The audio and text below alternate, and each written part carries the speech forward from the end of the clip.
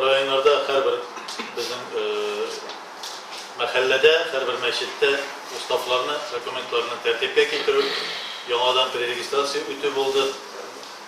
Ne için ol preregistrasiya oldu degende de çünkü bizden bir ne kadar özgürlükler kirdi siyazda, kurultayda vakitte hem kurultayda dini nezaretinin ustavına özgürlükler kirgeç, her bir mahallede de şu özgürlükler kirget değişliydi. Bu mümkün de bir bizimizin bir cemaat olarak yani Tataristan'daki Müslümanların yetekçileri olarak bir cemaat olarak da tüzülüp varabız. Allah'a şükür. Şuşlar bir dem bulup, bir genelşip gelip, dini nezaretke şuşunda jiyılıp, şehadetnameni alıda elekkeге özümüzün bağalarımız vaktini ap girip baytu, yani özünün bir ukazından eşik, Kazandan yeki Ufadan o vakitte Ufadan alıp bayta duran olsalar sizler şunu yapar birinci şu aldımını yazıyorsunuz yani. Anası tamam bir sözünü eyken, bir kimge de söz tedirmiş ya, hürmetli hazretler anlaşılmak için kalmasınlar için müttesikler yüz anlattandır.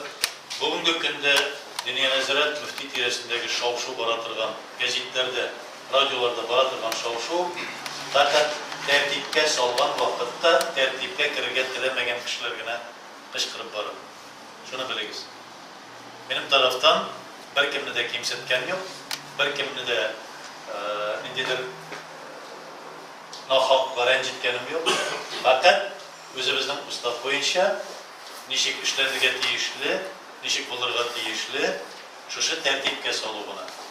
Biz tege indidir egzaminler alıp tegile aytıp buladırgan narsa tügel, ama işlegen işler yüzge yaparım inşallah. Indidir bozuk işler gelip çıkmasa, şol vakitte biz sizinle devam etmişiz. Indi biz uzak yıllar inşallah birge geçerge nasip olur, birge geçeriz. Allah Teala biz alır için.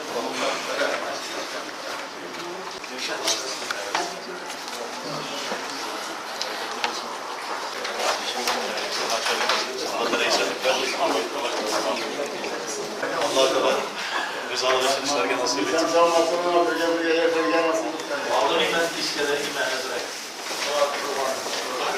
Önce şehadetname bizge bizning mutluluğunu bildire turgan bu bizning dokument bula biz bununla gururlanamiz çünkü hozir bütün yerde de ukaz bulurga tiyish ukaz bulmasa qaysi bir kishilar buni o'zincha bu o'z bildigi bilan men mulla deb yurgan bo'ladi. Shunga ko'ra da hozir qayda borsak da dokument bo'lsa xayrliroq. Çünkü mana shu yerda mashina yurta olmaydi, ukazi bo'lmasa, pravosi bo'lmasa